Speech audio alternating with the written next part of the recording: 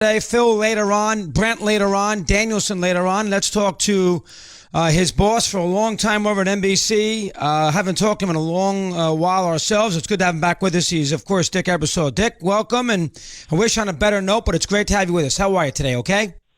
I can tell you right, it's about 11,000 feet, so I hope our signal holds for you, Chris. I hope it does, Dick, but it's great to have you with us here, 11,000 feet in Telluride. We'll get a chance here to see if Dick can, if this phone connection hangs in there. All right, first on Enberg, outside of Gowdy, and probably two or three others, he's on the Mount Rushmore, Dick, right? This is one of the great broadcasters in the history of sports broadcasting. Would you agree? Totally agree. The rest of the highest level. I mean, Chris, this morning, 10 Super Bowls. We're not going to be able to. Yeah, we're not going to work. All right, so we don't have it. We're not going to have Dick today. He's in Telluride out in Colorado, so that spot will not work. But as far as the scenario with I'm not. We need to get your calls in on this a little bit. But when I was a young kid, and when I was and remember, Enberg is right up my alley because you're talking about a 15, 16, 14-year-old in the 70s and the 80s who was introduced to sports and was completely into it, where I had all these sports at my fingertips, and every time you turned around, Dick was doing a game. Whether it was a Rose Bowl, whether it was a big playoff game in the AFC, whether it was obviously the NCAA tournament. Later on, it became tennis. I mean, in my period of sports involvement, Enberg was the guy. And I would tell you, the two people who had the most influence on me as far as getting into sports, and you always hear those comments about, well, who was your guy that, sort of got you into it? One was Marv, who obviously did the Knicks, and the Knicks won a championship, and they were good, and he was a New Yorker, so, there's no way you could avoid that. And Marv was, is the best play-by-play guy in the history of the NBA, and New York's a big NBA town. And two is Enberg. I mean, those two, without a doubt, are the two people in my life who are in a situation where, are the most significant. I can remember many a time in the 70s, whether it was with Grant Napier or with Phil Taylor or all my buddies, listening to Dick call a game, it just felt like such a huge moment with him behind the microphone. And he was such a great sports fan. This is not a guy who kind of became a broadcaster because he just happened to be good at it. This is a huge sports fan. Central Michigan. Grew up a big baseball fan, the Tigers. He had such a tremendous early part of his life for sports, for his whole deal, and the passion always came through. All right, let's try Ebersol one more time and see if Dick a little better line this time. Dick, can you hear me okay? Very well, Chris. There you go. Now we're in good shape, Dick, and it's thanks. But Mount Rushmore, as we were saying a second ago, Gowdy, Costas, Al Michaels, from a play-by-play standpoint, he is on that level. He might be the all-time best. Would you agree? Well, if he isn't, he's tied with two or three other people. Chris, think of it. 10 Super Bowls, 9 Rose Bowls, 26 Wimbledons, 23 French Opens. He had that great catchphrase, touch 'em all, and he really did. And we're not even getting to the fact that he was the first national broadcaster of college basketball. Remember that famous UCLA Houston game, the first one? That was him. He also did a lot of NBA for us. In fact, in one of his partnerships, he was with Snapper Jones, who just passed away a couple of weeks ago. And then, of course, his most famous pairing ever, and maybe the most famous pairing in the history of basketball, college or pro, was McGuire and Packer and he. It was probably the first time ever to that point that three in the booth really worked. Did you put that team together yourself, Dick? Where were you back in the late 70s when Dick was in his heyday? Believe it or not, when that group was put together, I was producing Saturday Night Live. And when I got to NBC, they had just lost or had just about lost the NCAA basketball contract. And I got them into the NBA at that time. And Marv was the lead guy, and Dick was the number 2 team. But we usually did doubleheaders or tripleheaders, so we worked every weekend. How about the versatility, Dick, of Enberg? I mean, whether it be doing game shows, any sport that you gave him, UCLA basketball early, or the great broadcaster, every single one always has wonderful versatility. Enberg did. Give me some thoughts on that for a second. Well, for starters, I know Costas feels this way, and I believe Enberg did, and I certainly do, that the greatest thing that the three of us ever did together was the opening ceremony in Atlanta. And a story that can never be told enough was that nobody knew that night, other than 3 or 4 people in that stadium, that Ali was suddenly going to appear. And 2 people who clearly did not know were Costas and Enberg. And so their reaction, their surprise, their wonderment, their boyish enthusiasm was off the charts that night.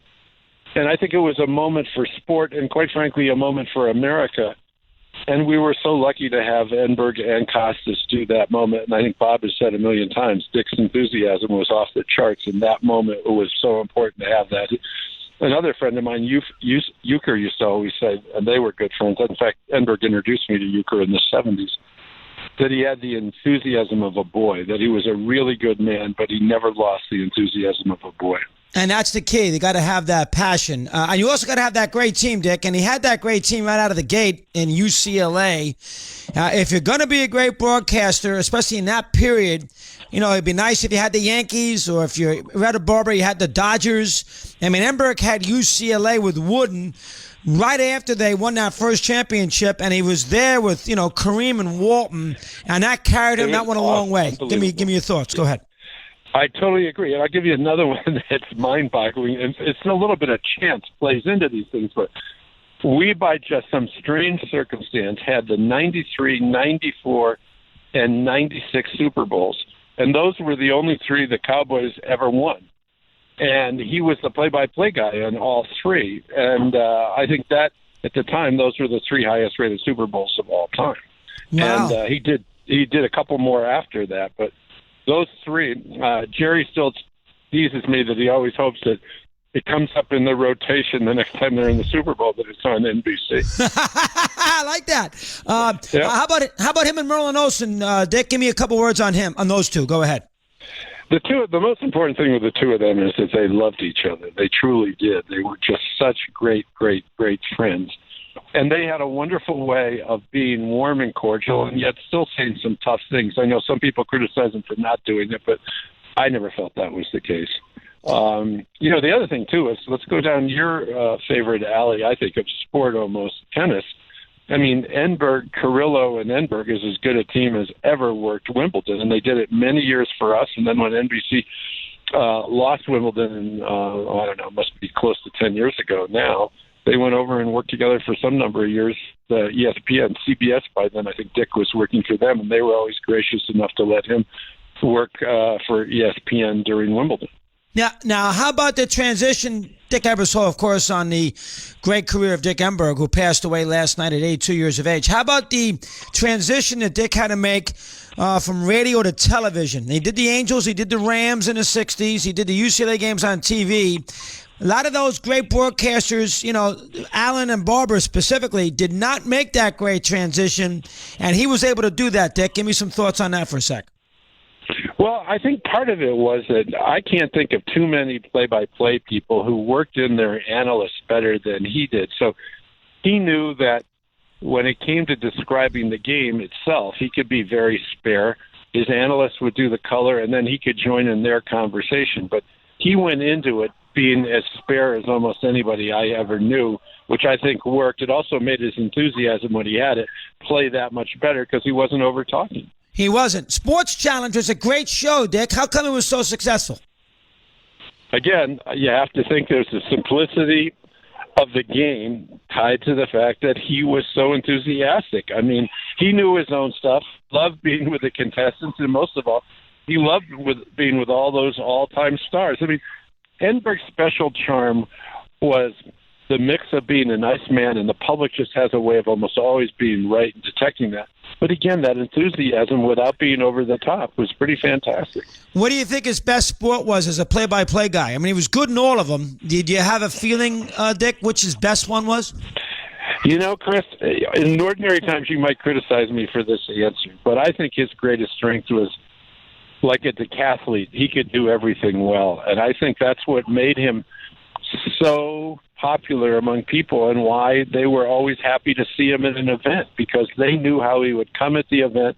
He wouldn't overtalk it. His voice wouldn't be too big. I mean, some of the great announcers who I won't name of the 60s were fantastic in so many ways, but their call was more important than anything else, and you'd have these big booming voices, which you knew wasn't the way the guy really talked. But with Enberg, what you got was a guy who knew his stuff and was so welcoming and so warm. Very difficult to follow a legend, and he was successful in Gowdy. That seemed to be a pretty good transition. Dick, you're at NBC at the time, not doing the sports as you said, but Saturday Night Live. But that Gowdy to Enberg, I know that one Super Bowl, Dick did the pre and post from upstairs, if I'm not mistaken, on top of the Orange Bowl. But for the most part, right. I think that's the case. But I think for the most part, their transition, although Kurt obviously struggled a little bit at the end, seemed to be pretty flawless. Is that correct? Yeah, and by the way, Enberg always was warmly embraced by fellow broadcasters, even guys who were sad to know their time was ending. It was pretty hard to hold a grudge or feel mad toward Dick Enberg. He was just such a warm, generous guy. You know, I'll give you another thing that people forget, but we got golf big time at NBC in the latter 90s. I think actually mid-90s, so we got the U.S. Open and a few other tournaments like that. And I went to him and I said, you know, I really want you to be able to do this sport. And he said, but what I know about golf wouldn't fit on the head of would fit on the head of a pin. And I said, well, we've got all kinds of people you can spend time with, and you're going to have maybe the best analyst you ever had working with you, which was Johnny Miller. And in the 4 months he had to get ready, he was so good, we never got any phone calls, and the tour and the top players were all over the top. They loved having him there, and yet, as I said, 4 months before, he didn't know much about golf. Yeah, he was a good essayist. You used him for those essays there. He kind of summed it up superbly. That's he loved that, Chris. He loved it. Showing his writing skills off to the public. I mean, he had a very good, healthy ego about that, and I thought that was cool, and we went out of our way to make sure he had plenty of time for that. And we were lucky. We also had Costas and Jimmy Roberts at that time. I think we had the best of the essayists as a team. I think yeah. Dick Ebersol on Dick Enberg. How about the ability for him to work in a three-man booth, Dick? You know, I know you don't love three-man booths. He did it, obviously, in football with McGuire and Sims. We'll talk to Phil later. We all know about McGuire, the other McGuire and Packer. We're going to get Billy on in a minute. How about his ability to work in a three-man booth? That's not easy for a play-by-play guy. And he let the ego get away. He forgot about the ego, and he mixed everybody in. How about that for a second? Well, you said the right word, though. Ego. Dick's ability to submerge his own ego in those situations led those three-man booths to work from the beginning. That's always the key. Lots of three-man booths fail because right off the bat, somebody in the group feels like they're not getting enough or they're having to give up too much or whatever. And because of his unselfishness, those things almost universally always worked from the beginning with him. And that was a big advantage over so many of the people who worked three-man booths where there was always somebody who was out of sorts. To have the leader, the play-by-play guy, not let that show. And if he felt that way, he never picked up the phone to call me about it. So I always felt he accepted it as being part of the business. And since so many of his collaborations were three-man booths, and he got raves for it, I think he began to accept the fact that it was good for him. Yeah. How about Eddie Einhorn and the development of Eddie in that UCLA-Houston game, Dick? The importance of that. What can you tell me there? Well, I happen to have loved Eddie Einhorn. We lost him in the last year, but Eddie Einhorn had this incredible ability to be there early on so many things. But in the case of college basketball, having packaged lots of individual conferences around the country, he had some history with that. But when he sensed just how big that UCLA Jabbar, then Abdul-Jabbar, he jumped at that, and he put together those networks. This was before any network had exhibited any interest whatsoever in following the college basketball tournament. They made quick adjustments, though. By the time 2 years had passed, suddenly the tournament, by 1981, I think it was, was a huge national package, which has never been before. And again, Eddie Einhorn was the guy, and Enberg was his guy. He's the guy who, more than anything else, brought Dick Enberg to the country before NBC did or later CBS did. Yeah, it's fascinating, too, when you think about it, Dick. I mean, he did probably the two biggest college basketball games of all time. I mean, he did the 68 game, which we just discussed, and then he also did the Bird Magic game, which wasn't a great game, but he did the Bird Magic game. Those are the two biggest games in the history of the sport, are they not? I believe they are. I absolutely believe they are. And again, his call was perfect. He just had this way of giving you everything you needed without putting him in between you and the event, Chris. It's quite an art, and he had it in spades. One last thing, Dick, and how about the Padres? Did you find it odd that a guy who had the kind of career that he had on the network level, where at the tail end of his career, he would go out there and be the play-by-play guy of the Padres for 4 or 5 years? Did that surprise you? You know, one of the very last conversations I had with him, I ran into him in the streets of New York, I don't know how many years ago, but I would guess certainly 6, because I've been retired 6.5 or 7 years. And I asked him just that question. And he said, I think there's no greater single thing for a sportscaster who loves baseball than doing the home games and away games of your hometown team. And he said, you knew me during my time with the Angels. In fact, I used to go down and sit in the booth with him. This is long before I headed up NBC Sports. I was just a friend of his. And I'd sit in the box with he and Drysdale. Drysdale had introduced me to him years before. He loved doing it then. And I think he loved it even more doing it with the Padres, because San Diego is so much his home, and he was so comfortable there with his wife and his kids just up the road in La Jolla that he just thought he was the luckiest guy in the world to do it. Dick, you did a wonderful job, and thanks for getting to a good line there for me. I know you're on vacation. I appreciate that. It's good to talk to you again. Don't disappear so much. Let's hear You're from you. You're a good friend, Chris. Thank you. Okay. Bye-bye. Take care, Dick Ebersol, former president of NBC, and a good job by Eddie Erickson salvaging that, because we were in danger of blowing up this first hour. Boy, oh boy. Billy Packer is next. Let's get a quick break in, and we'll settle in a little bit. We'll get Billy on in a sec, talk about that great team with McGuire about Enberg. Busy day. Phil later on, Danielson later on the games next week. We look forward to it. Stick with us. Don't go away.